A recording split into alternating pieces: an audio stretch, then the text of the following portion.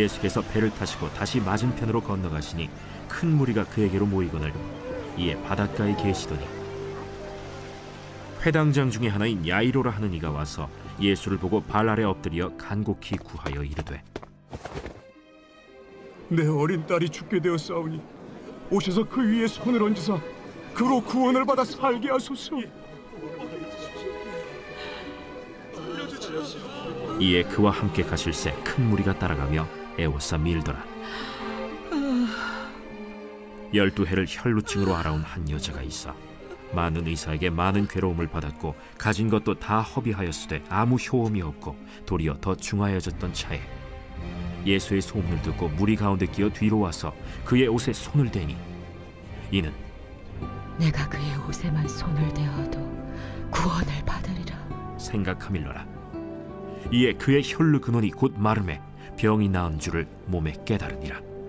예수께서 그 능력이 자기에게서 나간 줄을 곧 스스로 아시고 무리 가운데서 돌이켜 말씀하시되 누가 내 옷에 손을 대었느냐? 제자들이 여짜오되 무리가 에워싸 미는 것을 보시며 누가 내게 손을 대었느냐 물으시나이까? 예수께서 이 일 행한 여자를 보려고 둘러보시니 여자가 자기에게 이루어진 일을 알고 두려워하여 떨며 와서 그 앞에 엎드려 모든 사실을 여쭈니 딸아, 내 믿음이 너를 구원하였으니 평안히 가라. 내 병에서 놓여 건강할지어다. 아직 예수께서 말씀하실 때 회당장의 집에서 사람들이 와서 회당장에게 이르되 당신의 딸이 죽었나이다. 어찌하여 선생을 더 괴롭게 하나이까? 예수께서 그 하는 말을 곁에서 들으시고 회당장에게 이르시되 두려워하지 말고 믿기만 하라. 하시고 베드로와 야고보와 야고보의 형제 요한 외에 아무도 따라옴을 허락하지 아니하시고 회당장의 집에 함께 가사 떠드는 것과 사람들이 울며 심히 통곡함을 보시고 들어가서 너희가 어찌하여 떠들며 우느냐? 이 아이가 죽은 것이 아니라 잔다 하시니 그들이 비웃더라.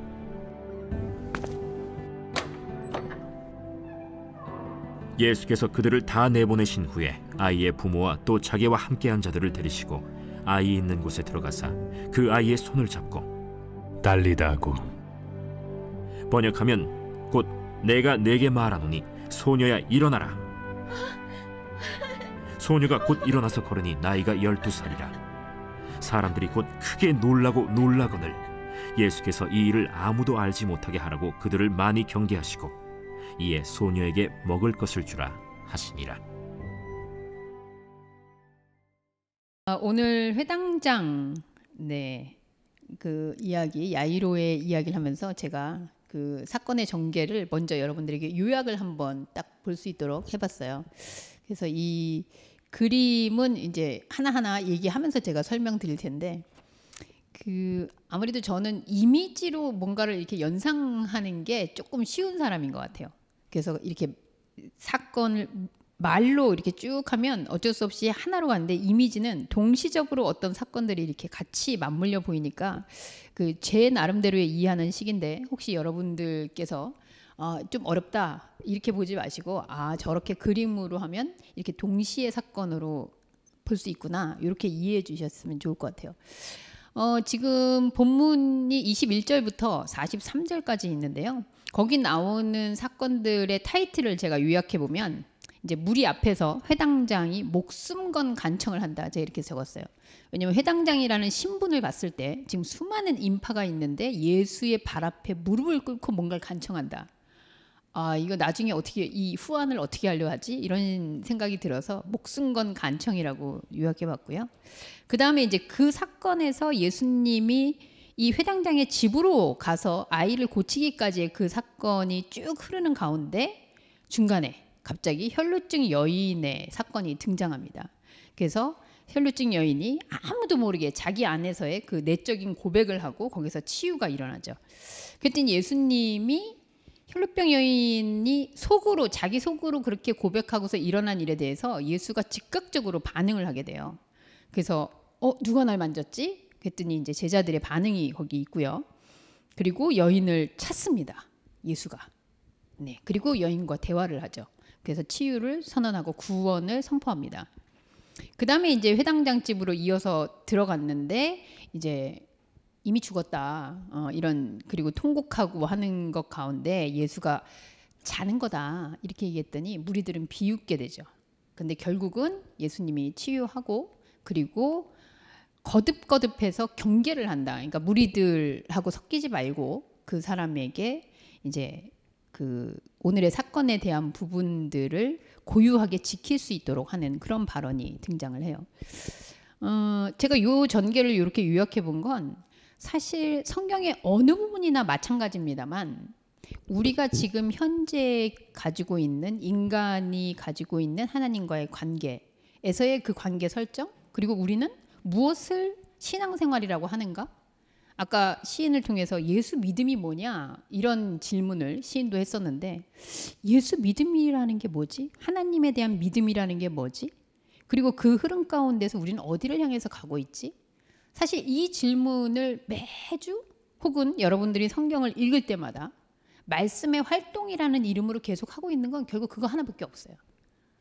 솔직히 우리가 살아있다 이렇게 얘기하는데 저와 여러분이 살아있다라는 것에 있어서 아주 근본적인 활동은 숨쉬기 활동인 것 같아요. 그죠? 숨쉬기 하나 하는 건데 거기에 이 숨을 계속 쉬기 위한 여러 가지 요소들이 있는 거죠.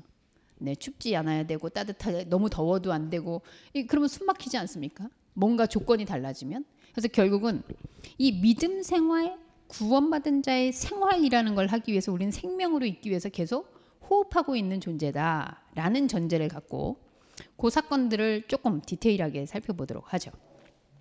먼저 무리들 앞에서 회당장의 목숨 건 간청 이렇게 제가 얘기를 했는데 사실 이 무리 앞에서 회당장이 엎드린 간청이 개인적으로나 지금 회당장이라고 했을 때 뭐 세세한 어떤 설명을 띄워놓고 어떻게 보면 네 그냥 교회라고 해볼까요? 회당 중심의 종교 생활을 하고 있었던 이스라엘 그리고 여기 종교 사회예요. 종교 우선주의고요.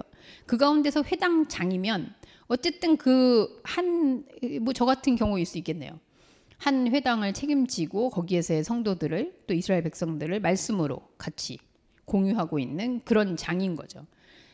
근데 이 사람이 예수가 지금 사실은 사람들에게 소문났지만 지난주 우리 본문에서도 봤지만 예수가 이제 어떤 행적들을 할 때마다 종교 지도자나 서기관들, 바리새인들 불편함을 느끼고 있거든요.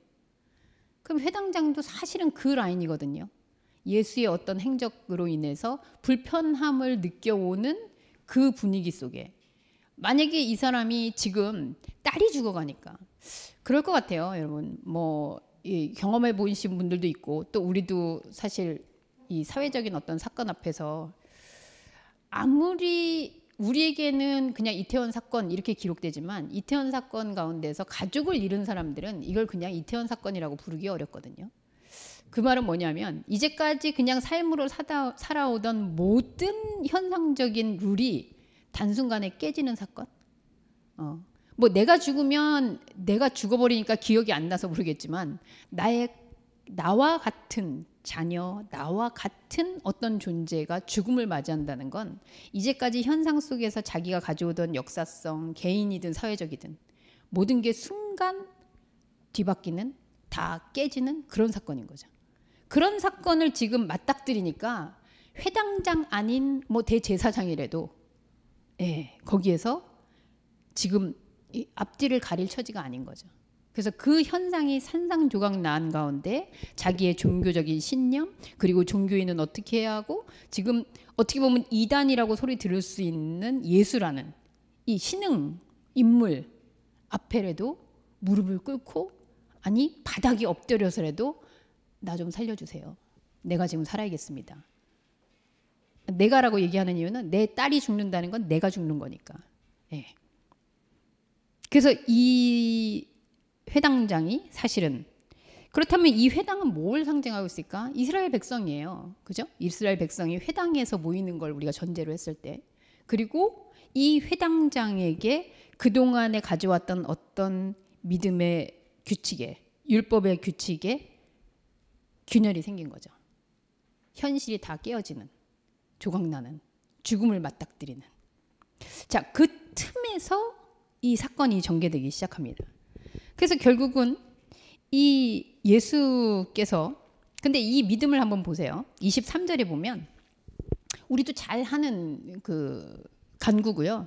보통 신앙생활을 하는 분들도 이렇게 많이 하죠. 아, 오셔서 손을 얹어서 구원받아 살게 하소서. 보통 저희 교회는 그런 게 없어서 좀 그렇습니다만 담임 목사님께 안수 기도를 받는다든지, 아프니까 지금 오셔서 안수해 주시기 바랍니다. 뭐 너무나 자연스러운 반응이지만, 그런데 이게 사실 믿음을 가진 사람들의 믿음의 대상에 대한 태도인 것 같아요. 지금도. 그래서 오셔서 만져주시면 낫겠습니다 하면서 간곡히 부탁을 하죠. 그래서 예수님이 가십니다. 아무 말 없이 이제 가시기로 해요. 근데 이 오셔서 만져주시면 낫겠다라는 이 믿음 가운데 아주 반전을 일으키는 사건이 하나 끼어들어요. 그게 바로 오늘 12년 동안 앓고 있던 그 혈루증을 가진 여인의 사건입니다. 두 번째 부분이 12년 된 혈루증 여인의 내적인 고백 이렇게 했는데, 성경에서 우리 많이 얘기했지만 12해를 알았다라는 건 인생 전체가 그냥 12라는 숫자, 12제자, 뭐 12지파, 12해 뭐 이렇게 해서 사실은 전체 빠져나갈 수 없는 모든 것, 이런 상징을 가지고 있는데, 이 여인은 이 혈루증으로 인해서 온 인생이 다 송두리째 날아간 거예요. 고쳐보려고도 했겠죠. 힘들었기도 했고요. 뭐 어떻게든 해결해 보려고 했는데 이 회당장이 당한 사건하고 비슷하게 이제 갈 길도 없고 나는 더 이상 희망이 없는 그 사건에서 예수에게 옵니다. 근데 이 여인의 믿음이 아까 그 회당장의 규칙하고는 조금 달라요. 우리 같이 한번 읽어볼까요? 28절 읽습니다. 시작. 이는 내가 그의 옷에만 손을 대어도 구원을 받으리라 생각함일러라. 네. 아까 회당장의 다급함 속에서 간구가 나올 때, 예수님 우리 집에 좀 와주세요. 우리 딸이 죽어갑니다. 살려주세요. 이렇게 예수님을 모셔드리는 믿음의 모습이었는데, 이 여인은 좀 다르게 내가 예수를 만지면 낫겠구나, 그것도 자기 안에서 확신을 가지고 고백하는 거죠. 여러분, 지지난주인가요? 제가 3주 전이었나요? 백부장의 믿음 얘기하면서 예수님이 이스라엘에서 이만한 믿음 못 봤다 이렇게 얘기했었거든요. 근데 저는 사실 이거 이스라엘 백성들 좀 이렇게 까는 얘기 아니었나? 이렇게 생각했는데 오늘 본문을 보면서 새롭게 해석이 되는 것 같아요. 예수님에게 있어서의 이만한 믿음이 없구나 라고 하는 믿음의 공통점이 있는데 뭐냐? 예수님한테 뭘 해달라는 믿음이 아니라는 거죠.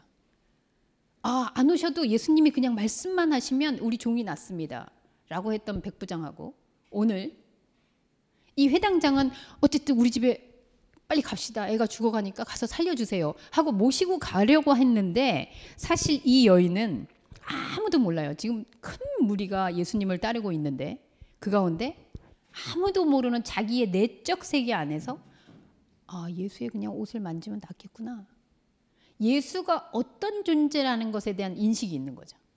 내가 그동안 의사도 만나봤고 뭐 종교인은 안 만나봤겠어요? 여러 만나봤을 거예요. 그런데 저분은 내가 찾아가서 돈을 주고 구원 받으려고 애를 쓰고 하지 않아도 내가 만지기만 해도 낫게 해주실 분이다, 이렇게 생각한 거죠. 그래서 결국은 낫습니다. 자, 이렇게 나은 사건 가운데 예수께서, 저는 이제 오늘의 하이라이트는 사실은 뭐 다른 사건보다도 이 예수의 반응에 저는 좀 주목하고 싶어요. 우리가 정말 기대하는 바인데 인생을 살면서 별로 느껴보지 못하는, 자, 예수님이 그 여인이 만지면서, 자 여러분 그림 보세요. 그림에 혈루증 가진 여인이, 제가 화살표를 했죠. 화살표로 만지면 낫겠다라고 얘기했는데, 동시에 여기서는 곧 스스로 아셨다고 하지만 사실 이거는 같은 시간이에요. 그 여인이 만지는 순간 예수는 자기로부터 그 여인과의 이 교류가 일어났다는 걸 아시는 거죠. 그리고선 물어요. 누가 내 옷에 손을 대었느냐. 여러분 성경을 저보다 많이 읽으신 분들도 있을 것 같은데요. 한번 상상해 보세요. 예수님이 이 땅에 오셔서 수많은 사람을 만나는 가운데 저렇게 누구지? 하고 먼저 찾아서 이렇게 누가 날 만졌니? 이렇게 적극적으로 반응했던 사건을 여러분 한번 기억 좀 해보시겠어요? 네. 주여 주여 부르는 게 아니고 뭐 예수님이 지나가는데 다윗의 자손이야 하고 소리 지른 사람도 우리 많이 봤고요. 근데 예수님이 먼저 누구지? 누가 지금 나한테서. 근데 사실은 예수님이 몰라서 물어봤을까요? 아니라는 게 잠시 후에 나타납니다. 그랬더니 제자들은 이렇게 얘기해요. 아니 지금 무리가 이렇게 많고 지금 막 서로 이렇게 부대껴가지고 막 이러고 있는데 누가 손을 댔냐 그러면 누군 줄 어떻게 압니까? 그러니까 이제 홍대에 금요일날 가면 그렇더라고요. 홍대에서 금요일날 나오려면 그 9번 출구 앞에 막 정말 너무 밀려가지고 누가 나를 건드렸는지 물어볼 수 없는 뭐 그런 상태에서 예수가 적극적으로 지금 나를 잡은 사람 누구야? 라고 묻는 거죠. 그 물음에 여자가 알게 됩니다. 나 찾는구나. 근데 예수님도 그래요. 자, 32절 여러분 한번 읽어볼까요? 시작. 예수께서 이 일 행한 여자를 보려고 둘러보시니. 네, 그 여자라는 걸 알고 계세요. 아시면서 여자를 찾는 거예요. 그리고 34절에 결정적으로 네 믿음이 너를 구원했다. 자, 여러분 제가 왜 이 이야기를 하는가? 이것 때문에 제가 이제 저 그림을 그렸는데요. 우리도 지금 갖기를 기도를 하건 뭘 믿음 생활을 하든 구원을 하든 우리가 간절히 원하고 바라고 기도하면 들어주시는 분. 그게 회당장의 그 종교적인 삶의 루트였거든요. 하나님의 말씀을 귀하게 대하고 경건하게 살고 거기에서 우리가 무언가를 어떻게 하면 하나님께서 반응해 주시는. 그런데 지금 그 공식이 깨지는 현장을 우리는 보고 있거든요. 이 여인이 지금 특별하게 뭘 한 게 없어요. 아무도 몰라요. 현상으로는 드러나는 게 아무것도 없어요. 그저 그 안에 내적 고백의 확신으로 이분은 이런 분이시겠지. 이분은 이런 분이시지. 라는 확신을 하는 동시에 예수께서 제가 필연적 반응이라고 했는데 이 안에서 이 여인 안에서 말씀이 움직였거든요. 우리는 보통 말씀을 언약이라고 합니다. 여러분 언약, 하나님의 언약은 내가 이렇게 해주면 이렇게 해줄게가 아니고 하나님 스스로 내가 구원할 것이다. 내가 너희들의 아버지다. 내가 너를 사랑한다. 그냥 이렇게 선언하신 거예요. 이거를 조금 더 쉽게 어떻게 이해시키까? 제가 늘 얘기하는 공기 이론을 한번 생각해 봅시다. 여러분 우리가 숨 쉬어요. 혜민님 숨 쉽니다. 공기는 피할 수 있을까요? 그냥 숨을 들여 마시는 순간 공기가 들어오는 거죠. 우리는 사실 내가 숨 쉰다라고 생각하는 것 같지만 공기가 우리보다 훨씬 크단 말이죠. 공기는 우리 코 속으로 들어올 수밖에 없는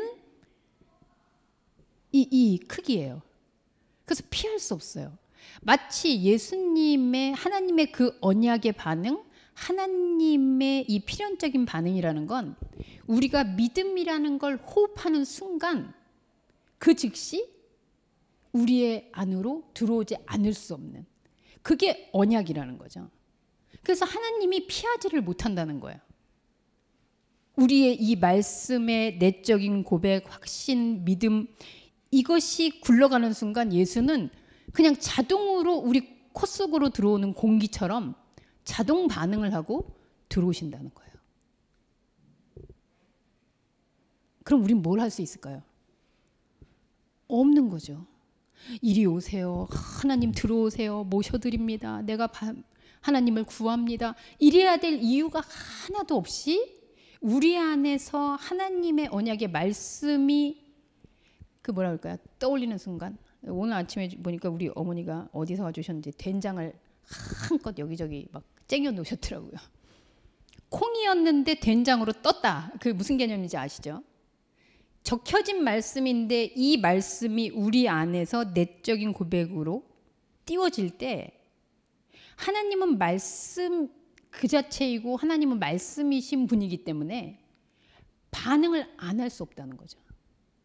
그래서 이건 단순히 이 여인이 고쳐주세요 했더니 고침을 받았더라 라는 사건이 아니라 우리 안에서 하나님의 언약의 말씀이 움직이면 예수 그리스도 말씀으로 존재하는 하나님은 우리에게 반응을 안 할 수 없다는 필연적인 사건이에요. 그래서 우리는 믿음을 고백하는 순간 구원은 이루어지는 거죠. 그게 예수의 34절 말씀입니다. 같이 읽습니다. 34절 시작. 예수께서 이르시되 딸아 내 믿음이 너를 구원하였으니 평안히 가라 내 병에서 놓여 건강할지어다. 예수님이 병을 고쳐줬다 안 고쳤다 저는 거기까지 나가지 않겠습니다. 현상에서 그 병이 나았냐 안 나았냐 나았다 그랬으니까 나은 거죠. 그런데 진짜 본질적인 건 병이 나았냐 안 나았냐가 아니라 이 여인이 현상에서의 어떤 것들을 생각하지 않고 오직 그리스도는 이런 분, 하나님은 이런 분이라는 내적 고백이 일어날 때 이거는 그냥 자동으로 이루어지는 일이라는 거예요. 자, 좀만 더 가봅시다. 그런데 그러느냐고. 네, 그렇게 예수님이 여인을 찾고 여인하고 반응하고 하느냐고 늦었어요. 그래서 어떻게 됐게요? 회당장 집의 딸이 죽었습니다. 여러분 공교롭게도 제가 이 밑에다가 써놨는데 회당장의 딸 야이로의 딸 이름이 안 나오는데 12살이라는 그 횟수가 나와요. 눈여겨보시기 바랍니다. 그 소녀가 이미 죽었다는 거예요. 아마 사람들 마음속에 그런 생각이 있지 않았을까요? 아, 예수님이 그 여인만 안 찾고 그 여자하고 대화만 안 했으면 와가지고 빨리 살릴 수 있었을 텐데. 보통 우리는 기도해놓고 안 이루어집니다. 그러면 어떻게 하나요? 아직 하나님의 때가 안 찼나? 하나님이 아직 나를 시험하시나? 내가 더 공을 들여야 되나? 뭐 이런 여러 가지 이유를 찾지 않습니까? 지금 어쨌든 이들이 간절히 바라고 회당장이 바닥에 엎드리면서까지 간구했는데 예수가 그냥 딴 여자하고 이렇게 하는 사이에 아이는 죽었어요. 그래서 무리들은 실망했을 것 같고요. 그리고 오히려 예수께서 잔다 말씀하시니 이제 실망합니다. 37절에서 43절이 이제 회당장의 집에 도착해서 있을 때의 사건이에요. 거기에 무리의 비웃음이 있고요. 잔다고? 아니 죽은 거하고 자는 것도 구별을 못하나? 네, 예수는 잔다라고 얘기하고요. 그리고 아이에게 일어나서 걸으라고 명합니다. 그리고 거기 있는 부모와 그리고 같이 있던 제자들에게 경계하죠. 이거를 소문내지 말아라. 나가서 떠들지 말아라. 아니 그렇게 얘기한다고 나가면 사람들 다 있는데 모를까요? 근데 여러분들 아시지만 예수님이 이 얘기를 한 번만 이렇게 하신 게 아니고 누구를 고쳐주거나 아니면 뭔가 회복시키거나 이랬을 때 항상 같이 딸려오는 세트 메뉴 같은 얘기예요. 가서 소문내지 말아라. 가서 얘기하지 말아라. 그냥 제사장한테서만 가서 보여라. 이렇게. 그래서 무리를 경계하신다라는 말이 계속 반복해서 나와요. 우리에게는 오늘날은 이거는 상관이 없는 얘기일까요? 무리가 없으니까. 많은 사람이 없으니까. 왜 저렇게 무리를 자꾸 경계하는 얘기를 하시는 걸까? 이유가 있겠죠. 자, 그렇다면 예수께서 12살 소녀를 살려내셨다. 그리고 일어나라고 얘기하셨다. 이 전체의 흐름을 봤을 때 여러분 지금부터는 이제 상상력을 동원해서 한번 흐름을 봅시다. 회당장을 만났어요. 회당장을 만난 것도 큰 무리들이 함께 이동하고 있는 중에 사건입니다. 그 수많은 무리 중에 한 사람 회당장을 만났어요. 근데 이 사람이 지금 자기의 믿음의 계보로 잘 가지고 왔겠죠. 그렇게 살던 종교인이었는데 뭔가 자기 현실에 파탄이 났어요. 죽음에 직면했어요. 그러면서 그동안 가져왔던 이 체계에 흔들림이 오는 겁니다. 그리고 거기에서 전혀 이제까지의 믿음, 이제까지의 자기가 가져왔던 율법, 회당의 어떤 규칙 이런 걸 생각했다면 전혀 할 수 없는 예수 앞에 납작 엎드리는, 난 이제 뭐 이렇게 해서 끝나도 괜찮아. 지금 살고 봐야지. 라는 그 틈과 균열이 생긴 거죠. 그 균열의 이야기 가운데 예수께서 그 균열에 개입하시고 그리고 결국은 결론으로 보면 그의 12살 된 소녀라는 것은 소자야 할 때 소자나 소녀나 작은 자거든요. 그리고 아까 12라고 제가 말씀드렸죠. 12은 12해를 알았다는 것이나 이 12해 동안 그동안 살아오는 동안 계속 소녀였던 그 소자였던 상징적으로 우리의 안에 있는 우리의 영혼이 늘 소자로 취급받고 잠들어 있었던 그 상태, 우리의 영적 자아의 상태가 바로 죽은 듯이 잠자고 있는 12살 소녀겠죠. 그 소녀를 아버지인 회당장이 지금 알아본 거예요. 죽게 되었구나. 나 하나님의 말씀을 아는 사람인데 내가 지금 회당장인데 이 소녀는 누구일까요? 회당장 안에 있는 자기의 영적인 자아겠죠. 그게 우리 안에 있는 우리의 뗄 수 없는 생명이잖아요. 그 생명이 죽어가고 있음을 회당장이 알게 된 거죠. 그 암 가운데 예수에게 간구하는 거예요. 그런데 그동안 가져왔던 믿음은 하나님을 내려서 우리에게 뭔가 해주세요라는 이 믿음의 계보를 가져와서 뭔가 현실의 균열이 있음에도 불구하고 예수님 오셔서 손잡아 주세요.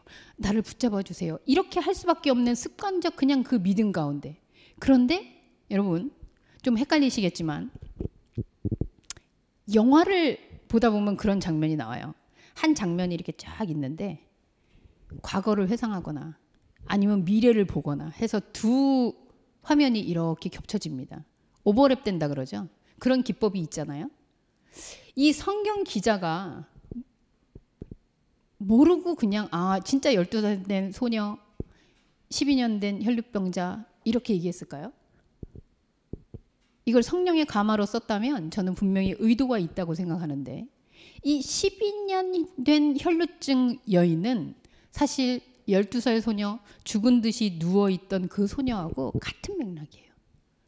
회당장이라는 한 영혼 안에서 한 영의 이 존재 안에서 지금 12살 된 소녀도 있고요. 그리고 그 안에 혈루병을 얻은 여인도 있습니다. 다 죽게 되어 있는 상태예요. 그런데 이 죽게 되어 있는 상태에서 회당장이 믿음의 지각 변동이 오는 거죠.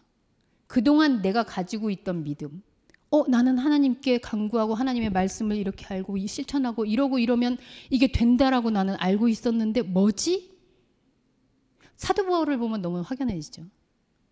나는 하나님에 대한 열정과 믿음으로 지금 다메섹으로 이단들을 잡으러 가고 있는데 거기서 완전히 산산조각 나버리는 사도 바울의 모습처럼 회당장 안에서 지금 지각 변동이 일어나는 거예요.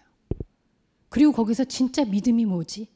내가 그동안 회당이라는 교회라는 신앙이라는 이 안에서 나는 무슨 믿음을 가져왔지? 예수님은 그 부분에 지금 반응해 주십니다. 회당장 야이로가 흔들리는 그 틈 가운데에서 나온 것이 바로 이 혈루병의 사건이에요. 이렇게 올라가서 끌어내리는 이런 믿음이 아니었나? 그 안에서 고백하고. 여러분, 이 여인은 무리들 중에 있었는데도 무리하고 전혀 상관이 없어요. 그래서 나중에 예수님이 회당장에도 이런 얘기를 하십니다. 몇 절에 있죠? 38절에 회당장 집에 갔더니 사람들이 이미 죽은 딸 때문에 막 울고불고 난리치거든요. 울고불고 난리치는 건 오늘날 교회에서도 많이 하죠. 그랬더니 42절, 41절 내보내신 후 하나가 빠졌을까요? 내 성경 본문에는 있는 것 같은데 회당장에게 얘기하시거든요. 두려워 말고 나만 믿어라 이렇게 얘기하시는데 그게 뭐냐면 지금 무리 역시 회당장 무리에 있는 것은 우리의 현상적인 세계들이에요. 그래서 회당장이니까 많은 주변 사람들이 많았겠죠. 더 그 안에서 우리로 하여금 그리스도의 말씀에 반응할 때 나타나는 주변적 상황이 이 무리들이에요. 그리고 거기에는 제자들도 있어요. 야, 이렇게 하면 되겠어? 그리고 이미 늦었잖아. 강구했는데 끝난 거 아니야? 이런 것들이 우리한테 막 올라올 때 예수님은 말씀하십니다. 나만 봐라. 그리고 여인에게도 얘기하셨죠. 너희의 믿음, 그 믿음은 뭔데요?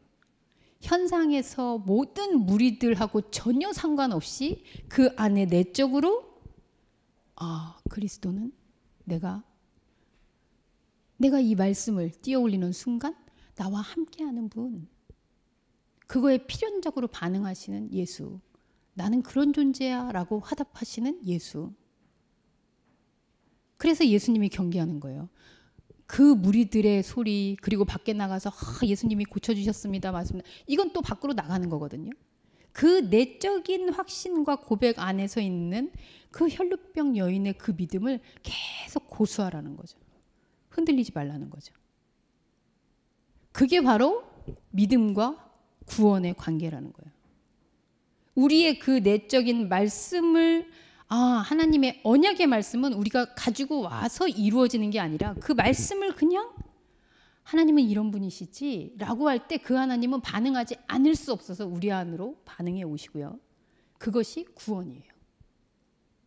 죽으면 천국 갑니다. 뭐 이런 보장 가지고 그런 보험 증서 가지고 여러분들 뭐 하시게요? 내가 말씀을 언약의 말씀을 이렇게 지금도 저는 하고 있지만 말씀을 띄어 올릴 때 하나님이 나와 함께하지 않을 수 없는 그 반응이 구원이에요. 어렵다고 생각하십니까, 여러분? 그런데 결론적으로 이 믿음은, 그럼 우리는 질문해 보도록 하죠. 정리하면서. 어떤? 믿음은 무엇인가? 예수 그리스도는 우리로 하여금 하나님과 우리의 관계가 무엇인지, 그 믿음의 관계가 무엇인지를 알려주십니다. 그런데 그렇다면 우리는 믿음이 과연 뭐냐라고 했을 때 이 언약의 말씀을 내 안에서 내적인 확신과 고백으로 떠올리는 거예요. 이거는 무리들, 제자들, 어떤 사건, 환경 전혀 상관없이. 그런데 한 가지. 오늘 마침 전시하고 있는 게 결이라는 전시인데요. 이 결을 저는 이렇게 해석을 했습니다. 세상 모든 것의 틈에서 움직임을 보는 것.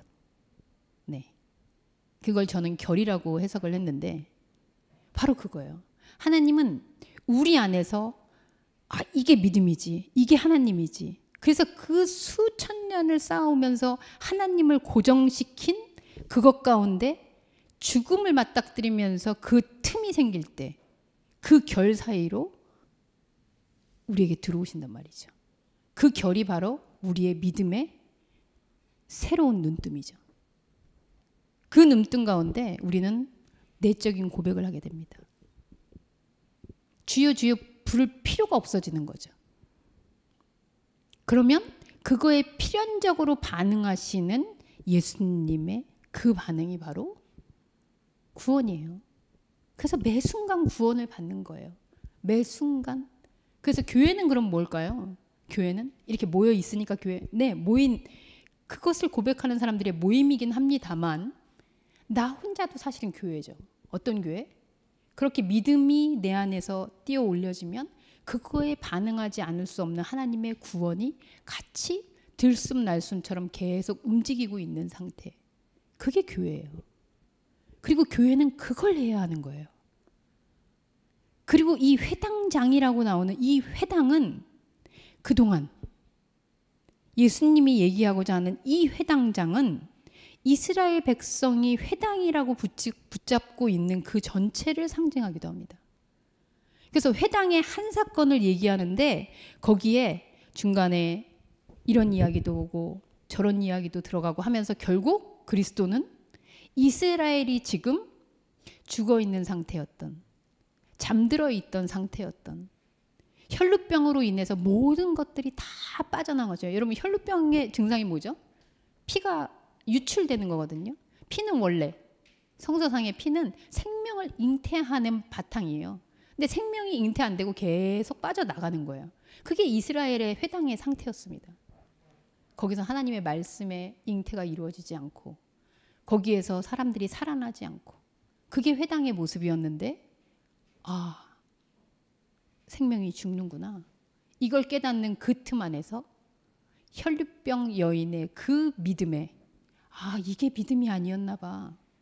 그리고 결국은 무리와 제자와 이런 모든 것들과 상관없는 예수 그리스도의 그 필연적인 반응이 들어올 수밖에 없는 거듭난 생명의 상태를 지속하는 것.